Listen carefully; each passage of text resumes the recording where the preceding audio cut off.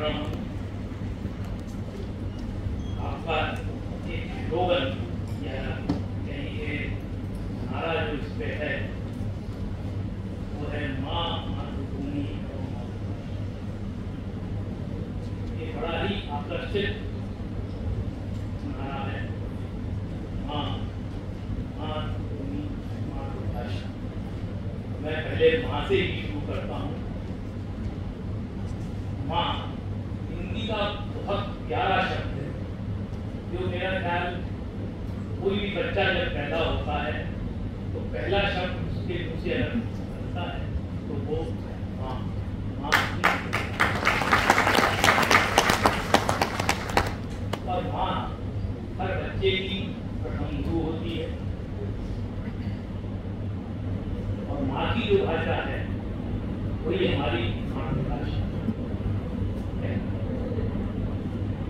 और जहाँ हमारी माता जन्म लेती है वही मातृभूमि है, हमारी मातृभूमि है। माँ, मातृभाषा, मातृभूमि तीनों एक साथ रहते हैं। इनका कोई सानी नहीं है, कोई विकल्प नहीं है।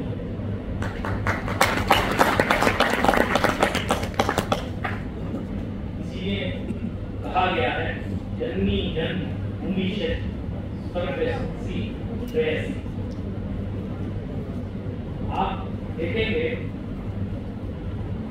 जो भी हम सोचते हैं, करते हैं या जो हमारे विचार आते हैं, अगर हम स्वप्न भी देखते हैं वो हिंदी में देखते हैं, अपनी मातृभाषा में देखते हैं, अंग्रेजी में नहीं देखते।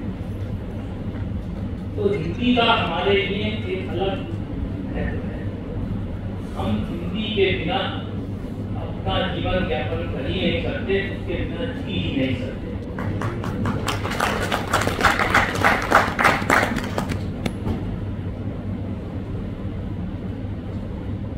हम भारतवासी हैं, इस देश और इस देश की धरती पे रहने वाला हर व्यक्ति भारतवासी है और ये भारत हमारी मातृभूमि है। हिंदी हमारी मातृभाषा है और इसलिए ये कहना बहुत उचित है कि माँ मातृभूमि एवं मातृभाषा, इसका कोई विकल्प नहीं। हमें इस स्लोगन को, इस अभियान को आगे बढ़ाना है और मुझे बड़ी खुशी है कि ये जो भारतीय भाषा अभियान है इसमें ये पूरा उठाया है और इस काम को एक अगले पड़ाव पर ले जाने का जिम्मेदारी उन्होंने ली। और जब मैं हिंदी की बात करता हूँ तो मेरा केवल तात्पर्य हिंदी भाषा से ही नहीं है। भारत देश के हर प्रांत या क्षेत्र में बोली जाने वाली जितनी भी भाषा हैं उनको इसमें सम्मिलित करके मैं करता हूँ। और हमें किसी भी भाषा से कोई भेदभाव नहीं है, सभी भाषाओं को हमें साथ लेके चलना है। उर्दू जो हिंदी, अरबी, फारसी इन तीन भाषाओं से मिलकर मैं समझता हूँ बना है, उसको भी भारतीय भाषाओं में सम्मिलित करने में ये कोई परहेज नहीं हमें। और उर्दू जो है आम तौर की भाषा में हम उसका बहुत प्रयोग करते भी हैं। बहुत से शब्द हैं जिसका उर्दू में हम प्रयोग करते हैं। मिसाल के तौर पे अगर मैं कहूँ, मैंने देखिए मिसाल शब्द बोला है तो ये उर्दू का ही शब्द है। उर्दू में कुछ शब्द हैं जैसे इंसान, इंसाफ, ईमानदारी, ये तीन शब्द हैं, इनका शायद इक्विवेलेंट जैसे हिंदी में माँ का कोई इक्विवेलेंट किसी और भाषा में नहीं मिलेगा, तो इंसाफ का भी इक्विवेलेंट जो है आपको जस्टिस कहने में या न्याय कहने में आपका वो वजन महसूस नहीं होगा। उसकी एक अलग प्रभाव है और तो हमें उर्दू को भी इसमें सम्मिलित करने में कोई गुरेज नहीं करना चाहिए। और हिंदी तो एक ऐसी भाषा है, प्रकृति को इसकी संस्कृत से ही है जैसे और अन्य प्रांतीय भाषाओं की है। ये एक महानदी के समान है जिसमें भारत की सभी प्रांतीय भाषाएं आकर मिलती हैं और इस हिंदी भाषा को एक महान भाषा बना।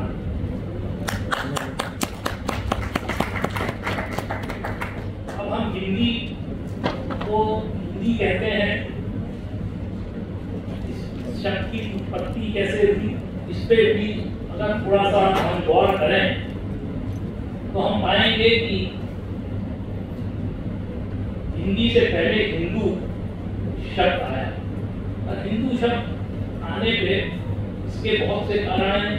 कोई सिंधु नदी से अलग अलग लोग अपनी अपनी धारणाएं देते हैं, विचार व्यक्त करते हैं, लेकिन एक बहुत बड़ी सोच ऐसी भी है कि हिमालय शब्द से ही को लेकर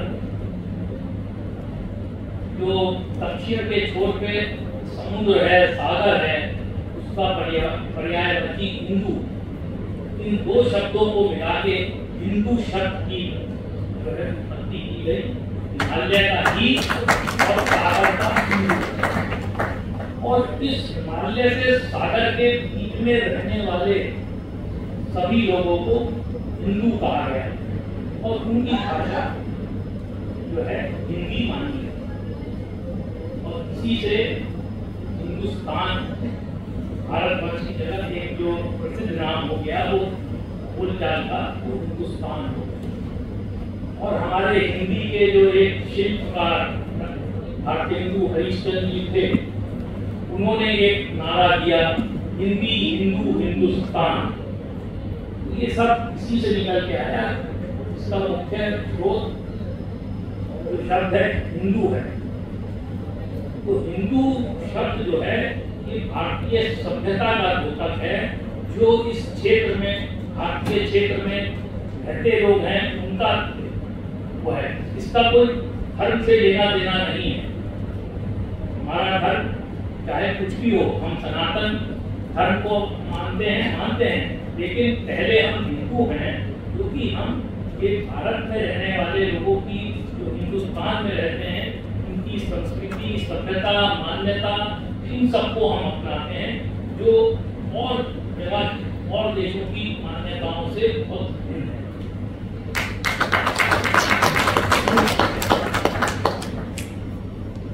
अब हिंदी अगर हम नहीं बोलते हैं, देखिए इसमें भारतेंदु हरिश्चंद्र जी ने तो ये तक कह दिया कि नित भाषा उन्नति है, सब उन्नति का मूल, बिन नित भाषा ज्ञान के मिटे न रहता। तो हिंदी के बिना जो है कोई बात बनती नहीं। मेरे पिताजी के मित्र थे न्यायमूर्ति प्रेमचंद्र गोत्री, उन्होंने इलाहाबाद में लगभग 4000 निर्णय हिंदी में दिए। मैं आदेशों की बात नहीं कर रहा हूँ, निर्णयों की बात कर रहा हूँ। पूरे निर्णय उन्होंने 4000 किए और बहुत ही वरिष्ठ न्यायमूर्ति थे। वहाँ पे एक्टिंग चीफ जस्टिस भी रहे, उनको शायद सुप्रीम कोर्ट नहीं लाया गया। उसका एक बहुत बड़ा कारण यही था कि वो हिंदी में निर्णय देते हैं, सुप्रीम कोर्ट में अंग्रेजी के बिना काम नहीं चलेगा। लेकिन ये सब पुरानी बात है, आज ऐसा नहीं है। हिंदी में निर्णय लिखाने में, हिंदी में कार्य करने में ऐसी कोई बाधा उत्पन्न नहीं होनी चाहिए। और बहुत से उच्च न्यायालयों में, खासतौर से जो ये नॉर्दर्न इंडिया के न्यायालय हैं, हमारा चाहे राजस्थान हो, उत्तर प्रदेश हो, जम्मू हो, सभी में, बिहार है, सभी में हिंदी में कार्य हो रहा है। जजमेंट अवश्य ही हिंदी में लिखाए जाते हैं, क्योंकि कोर्ट की भाषा अभी भी हमारी अंग्रेजी ही है। इसमें हमें बदलाव करना पड़ेगा। जनता को उसकी भाषा में हमें न्याय दिलाना है, उसके लिए प्रयास हो रहे हैं और सभी लोग आगे बढ़ रहे हैं। परंतु उसमें समय लग रहा है। और समय क्यों लग रहा है? क्योंकि हम अपने रोजमर्रा की जिंदगी में भी तो हिंदी का प्रयोग नहीं कर रहे हैं। आप बाजार में निकल जाइए, 70% जो बोर्ड हैं दुकानों के, वो अंग्रेजी में ही मिलते हैं। देखिए, हिंदी को अगर हमें लाना है और हिंदी में न्याय उपलब्ध कराना है तो सबसे पहले व्यवहारिक रूप में हमें हिंदी को लाना होगा, और वो तभी संभव है जब हम अपने प्रतिदिन के कार्य हिंदी में करें। आज ये चेक भी अगर हमें लिखना है तो वो हम अंग्रेजी में लिखते हैं, अंग्रेजी में हस्ताक्षर। ये परिपाटी हमें बंद करनी पड़ेगी। बाल काटने नाई की दुकान पे भी जाइए तो लिखा होगा दूसरी राम हेयर सैलून, ये भी लिखा होगा बाल काटने की दुकान, या अलका, अलका भी बालों को कहते हैं। हिंदी में बहुत पर्यायवाची है, कुछ भी नाम रखा जा सकता है, अच्छे से अच्छा रखा जा सकता है, लेकिन शब्द इस्तेमाल सैलून ही होगा, हेयर कटिंग सैलून। तो इन चीजों को हमें जो है तिलांजलि देनी पड़ेगी, तभी हम हिंदी को आगे बढ़ा पाएंगे। और हिंदी पे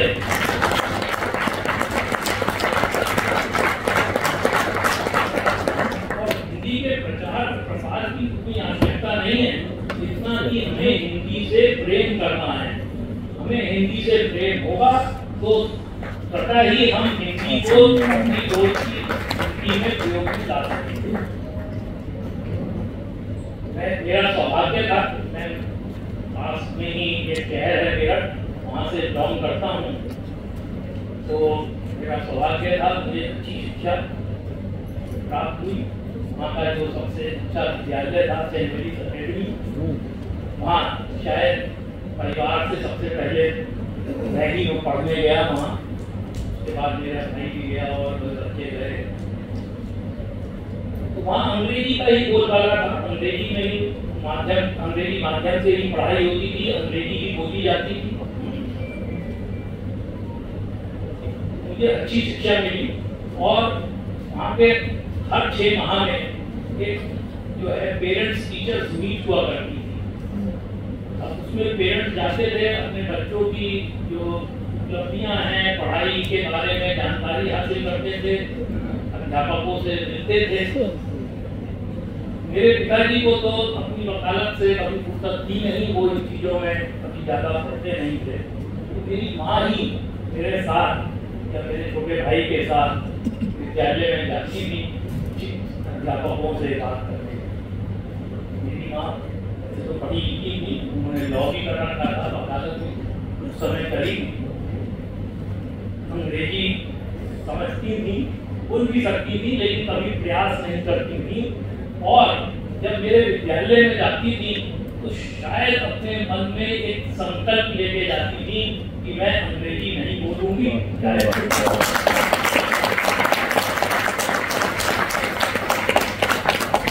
और हिंदी में ही अध्यापकों से बात करती थी।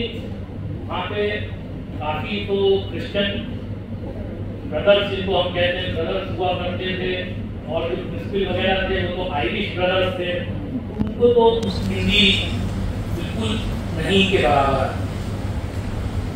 तो मैं भी कभी कभी सोचता था, अपनी माँ की तरफ देखता था, ये भाई बिल्कुल भी अंग्रेजी क्यों नहीं बोल रही है। इंटरप्रेटर का मुझे काम करना पड़ता था, अपने टीचर को बताना पड़ता था। लेकिन फिर मैंने महसूस किया, मेरे टीचर मेरे से कहने लगे कि पंकज, तुम्हारी माँ पे हमें गर्व, वो अपनी भाषा में ही बात करती है। और प्रिंसिपल ने एक बार मेरे से कहा, मुझे ध्यान होती है कि मैं 10 वर्ष से यहाँ प्रिंसिपल हूँ और मैं आज तक हिंदी नहीं सीख पाया, तुम्हारी माँ से मैं बात नहीं कर पाता हूँ, मुझे जो है लेकिन वो हिंदी में ही बात करती थी और पूरी जानकारी अपनी समझ से लेके आती थी। तो इस प्रकार का संकल्प और हिंदी से प्रेम जो है ये बहुत आवश्यक है।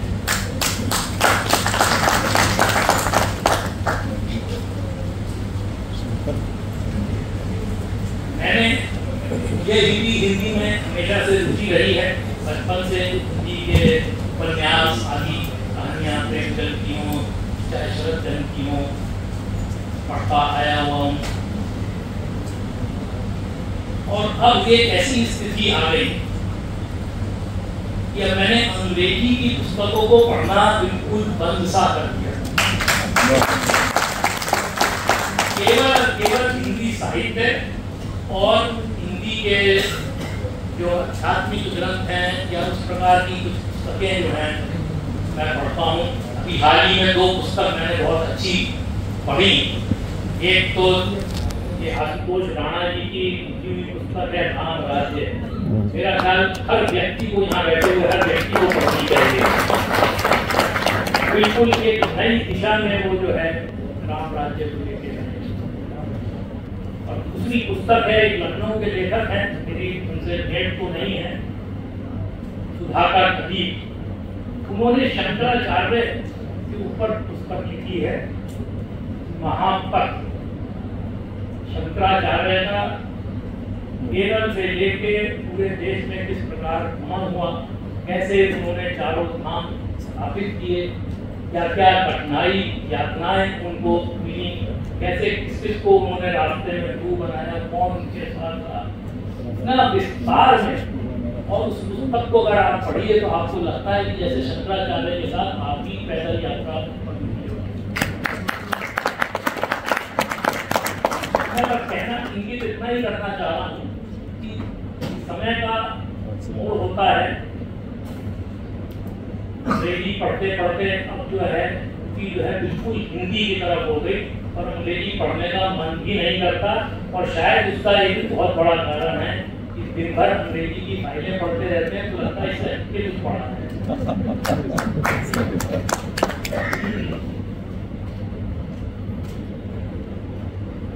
मैं जब न्यायमूर्ति बना इलाहाबाद में, तो वहाँ तो वैसे बड़ा आम सी बात है, मेरे पिताजी ने भी हिंदी में शपथ ली थी, मैंने भी हिंदी में शपथ ली।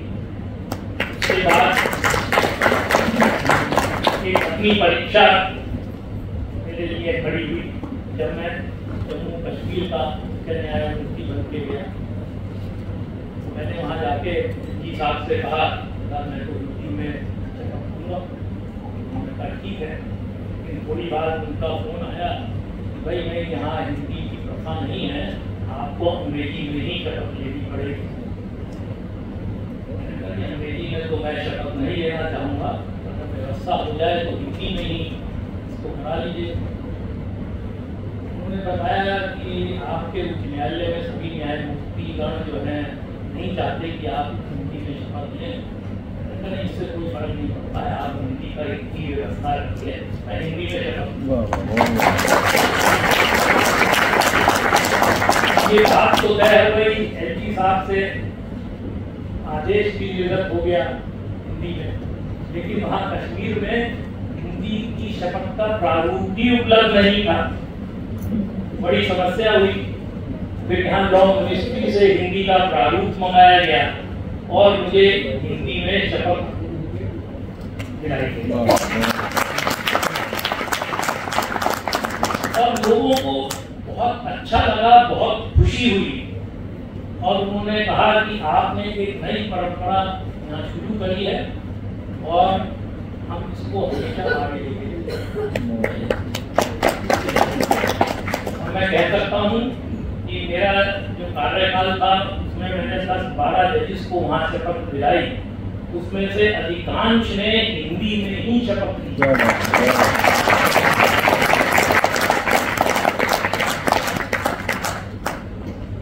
बात ऐसे है कि कहीं ना कहीं हमें शुरुआत करनी पड़ती है, और जब शुरुआत होती है तो फिर धीरे धीरे सब उसको जो है उसका अनुकरण करते हैं।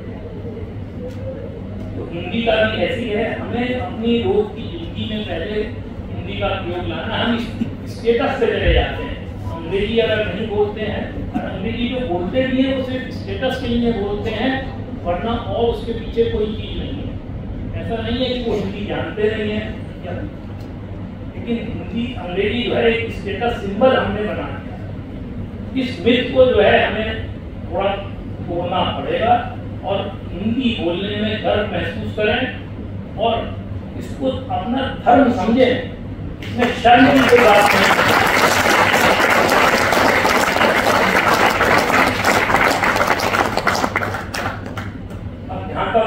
न्यायालयों में हिंदी का प्रयोग का है। मैंने बताया न्यायमूर्ति गुप्ता जी ने 4000 जजमेंट और भी बहुत से न्यायमूर्तियाँ तो काफ़ी न्यायमूर्ति कर रहे हैं। मैं राजस्थान में था, वहाँ भी 3-4 न्यायमूर्तिगण थे, वो हिंदी में निर्णय लिखाते। ऐसा नहीं कि हिंदी का प्रयोग न्यायालय में नहीं हो रहा और जनता को न्याय उसकी भाषा में दिलाने की ओर हम काम कर रहे हैं। जैसा बताया गया मुख्य न्यायमूर्ति के आदेश अनुसार सारे पुराने जजमेंटों का हिंदी में अनुवाद हो रहा है और भारतीय भाषाओं में हो रहा है। लगभग सभी हो भी गए हैं, लेकिन अभी कार्य हिंदी या अंग्रेजी में ही होता है। हिंदी में बहस हो जाती है, सुप्रीम कोर्ट में भले ही ना होती हो, लेकिन आज मैं जस्टिस विक्रमनाथ जी की कोर्ट में उनके साथ बैठा हुआ, वो तो सारी बातचीत हिंदी में ही करते हैं, जैसे हम लोग इलाहाबाद में करते थे। बाकी वरना यहाँ अधिकतर कोर्ट थोड़ा मुश्किल भी है, क्योंकि जो ये साउथ के हमारे न्यायमूर्तिगण हैं वो हिंदी नहीं बोल पाते, समझ लेते हैं, बोल नहीं पाते, तो उनको दिक्कत होती है। तो वो एक माहौल बनाना पड़ेगा, हिंदी सबको पढ़ानी पड़ेगी। और इस देश में जो है 3 भाषाओं का फॉर्मूला जो है हमें लागू करना पड़ेगा। उसमें ये नहीं कि अंग्रेजी हम बिल्कुल नहीं पढ़ेंगे, उससे परहेज हमें नहीं करना है। भाई अंग्रेजी एक इंटरनेशनल लेवल पे आपको जाने के लिए या आपको लगता है इतनी आपकी इच्छा है आप पढ़िए, माध्यम हिंदी होगा, हिंदी तो पढ़नी आवश्यक है। अब तो ऑप्शन कर दिया, लेकिन शिक्षा प्रणाली भी हमें कहाँ ले जा रही है। मैकॉले को तो हम लोग बुरा भला कह देते हैं, लेकिन हमारी जो शिक्षा पद्धति है वो कहाँ जा रही है। आज 10वीं में भी हिंदी ऑप्शनल सब्जेक्ट कर दिया। हिंदी जो है एक कंपल्सरी सब्जेक्ट के रूप में होनी चाहिए, अंग्रेजी की चॉइस होनी चाहिए।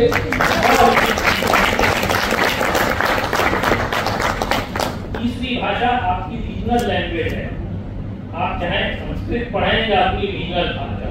तो ये 3 भाषाओं का जो है प्रारूप लेके हमें आगे बढ़ना पड़ेगा, तभी हम हिंदी को या प्रांत की जो और देश की जो भारतीय भाषा है को सही में स्थापित करेंगे। लेकिन अंग्रेजी को एकदम से तिलांजलि दे देना ये भी शायद उचित नहीं होगा।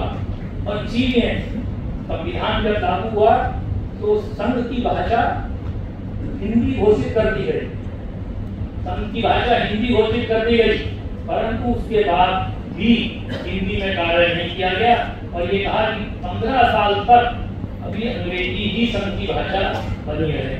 वो 15 साल का अंत कब होगा ये शायद किसी को नहीं मालूम है।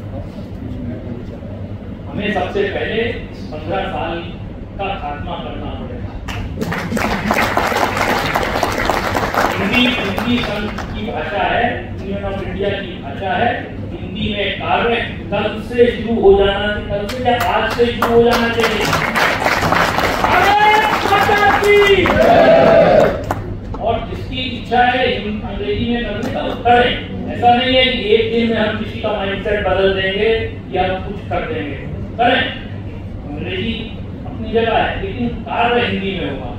अब सरकारी कार्य हिंदी में करने के लिए आप देखिएगा एक छोटी सी बहुत बड़ी दिक्कत जो सबके सामने आती है, वो आती है कि क्लिष्ट हिंदी। ये क्लिष्ट हिंदी जो है इसको थोड़ा सा हमें उससे बचना पड़ेगा। ये सरकारी तौर की जो भाषा है उससे बचना पड़ेगा। हिंदी को बिल्कुल सरल और सरस रूप में हमें अपनाना है। करना क्या होगा कि आधे से ज्यादा लोग जो सरकारी पत्र हैं उनकी भाषा देख के लाइन टू लाइन कुछ नहीं पढ़ते, बोलते हैं हम मोटा मोटा समझ में आ गया, छोड़ देते हैं और वो हिंदी के पत्रों से दूर भागने लगे। आप बिल्कुल सरल भाषा में पत्र लिखिए, अपनी रिपोर्ट बनाइए, आख्या कीजिए, वो ज्यादा बेहतर है और सब उसको अपनाएंगे। तो हिंदी में कार्य करने शुरू होना चाहिए। इस तरीके से 15 साल का पीरियड जो है हर चीज का बढ़ाते चले जाएं, ये संभव नहीं है। ऐसा करना जो है, ये जो स्वतंत्रता हमारी है, इसको बिल्कुल हम भुला देते हैं जिसे कहना चाहिए। ये सब चीजें जो है बहुत दिन नहीं करनी चाहिए। और जब आज तो माहौल कुछ ऐसा है कि कि ये जो आर्टिकल 343 है, सब क्लॉज 2 है, इसको हम तुरंत चेंज कर सकते हैं। इसके लिए कोई हमें 2/3 मेजॉरिटी या 1/3 वो नहीं चाहिए, सिंपल मेजॉरिटी से ये काम हो सकता है। और हिंदी तो यूपी वगैरह में तो राजभाषा उचित है ही, लेकिन बोर्ड की भाषा नहीं, तो दिक्कतें आती हैं। उसके लिए एक स्टडी ग्रुप बना के पूरी मुस्तैदी से उस पर काम करना पड़ेगा, और जहाँ जहाँ नेसेसरी अमेंडमेंट हैं उनको हमें जो है लाना पड़ेगा। और हिंदी तो मैं क्या बताऊँ, हिंदी क्या है, भारत माता के अनुपम माते की हिंदी है हिंदी।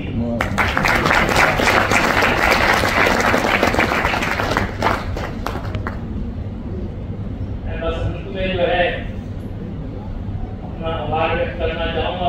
निखिल शर्मा बैठे ही हैं और कुमार साहब, ये दोनों अनुरोध करके मुझे यहाँ आज आपके बीच में लेके आए। मैं इनका बहुत बहुत आभारी हूँ, उन्होंने ये सौभाग्य मुझे प्रदान किया।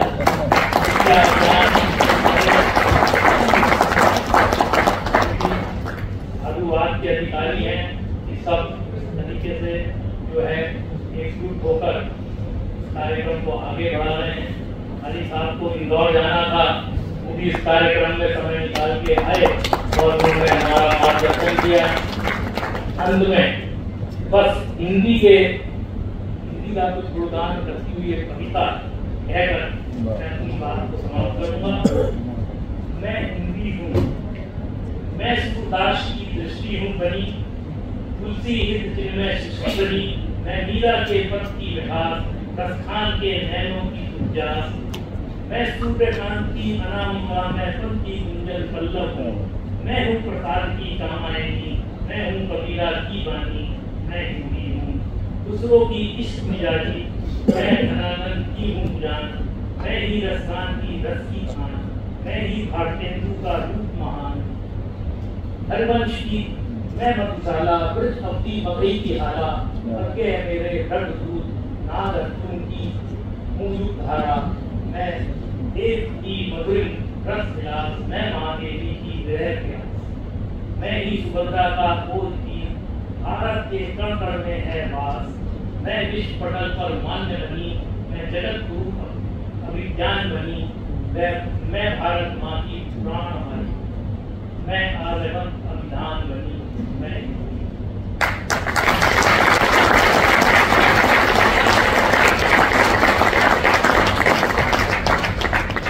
और आप देखेंगे हिंदी का प्रयोग जो है अब दुनिया भर में हो रहा है। अभी जो हिंदी दिवस के जो है आर्टिकल में पढ़ रहा था, तो रशिया में जो है हिंदी जो है ये रोजगार का बहुत बड़ा साधन बन चुकी है। और वहाँ जितना शोध कार्य हो रहा है अब हिंदी को लेकर ही हो रहा है, हिंदी में हो रहा है। हमने राजभाषा हिंदी बनाई, सरकारी भाषा हिंदी बनाई, परंतु उसको लागू नहीं करा। इसी में हिंदी जो है भारतीय हिंदी जो है सरकारी भाषा है और वो उसका पूरा प्रयोग कर रहे हैं। मॉरिशस, गुयाना, सब जगह जो है वो प्रांतीय भाषा के रूप में मानी जा रही है। तो हिंदी ऐसा नहीं है, हिंदी का फैलाव है, हिंदी बोलने वाले लोगों की संख्या भी बहुत बड़ी है। जो सबसे ज्यादा बोले जाने वाली 3 भाषाएं हैं उनमें से एक हिंदी है। इंग्लिश और मैंड्रीन चाइनीज जो है ये 2 और कॉम्पिटिटिव भाषाएं हैं, और कभी कभी हिंदी इन तीनों में आगे निकल जाती है। और वरना चाइनीज शायद मैंड्रीन इस समय सबसे अधिक पॉपुलेशन के आधार पे है, वहाँ पॉपुलेशन चाइनीज ज़्यादा है, वो आगे है, वरना हिंदी इससे पीछे नहीं है।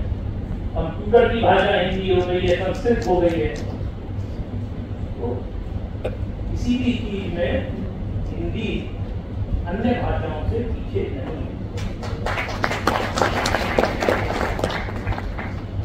जनगण की मुक्ति अभिलाषा, कोटि कोटि कंठों की वाणी, स्वतंत्रता की अमृत निशानी। हिंदी है पहचान हमारी, हिंदी है पहचान हमारी।